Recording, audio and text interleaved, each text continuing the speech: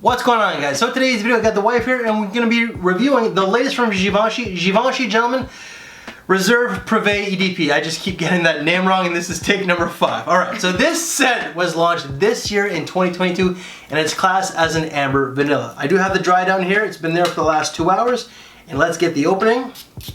Okay, so let's give it a few seconds so we don't get the alcohol. The alcohol, that would be really great. Thank you very much. Alright, so can you get that?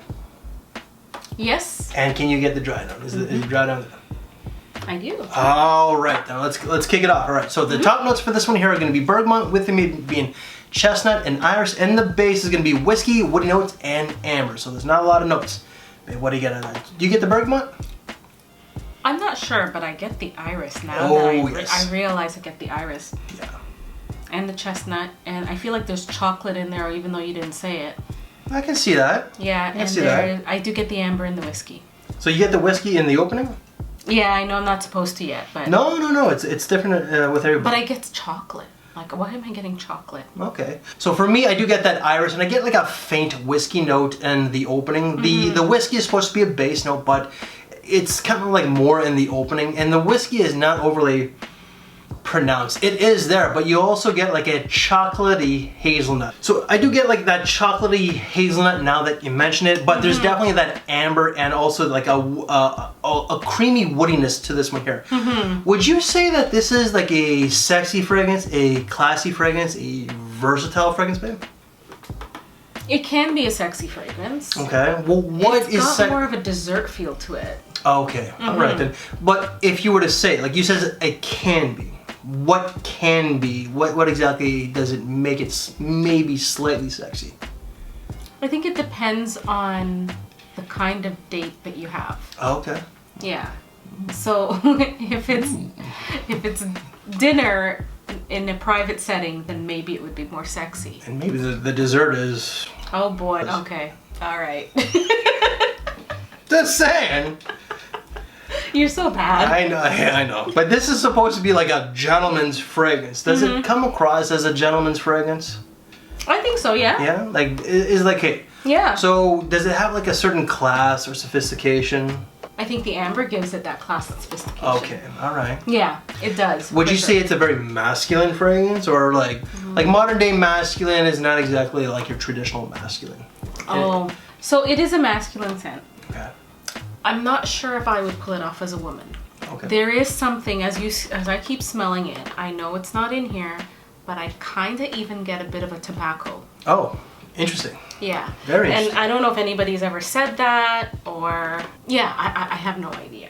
But, like I said before, I thought I smelled chocolate, and maybe that's the creaminess that you're talking about. Okay. Right? And now I feel like I smell a little bit of chocolate and tobacco together. Interesting. Very interesting. Yeah.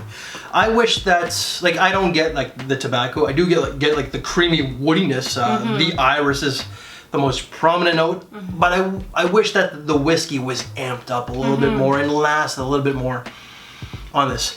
Overall, I think it's a beautiful fragrance. I will also have to state this, that people have stated that this smells like Givenchy Gentleman Eau de Parfum and Dior Homme Intense.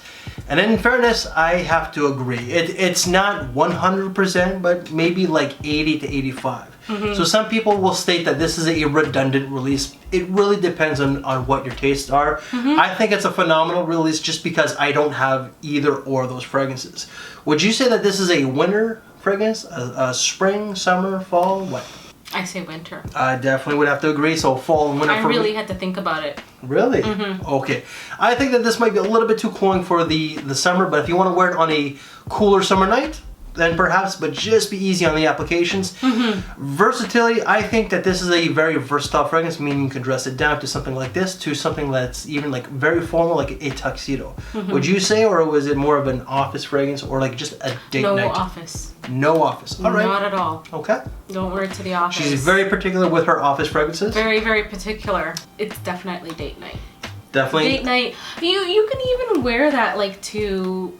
Let's say you're going to a wedding reception. That would go really nicely. Yeah, I would have to agree. Yeah, like it's very, very nice for a dressed up type of occasion and for a date night. But I wouldn't...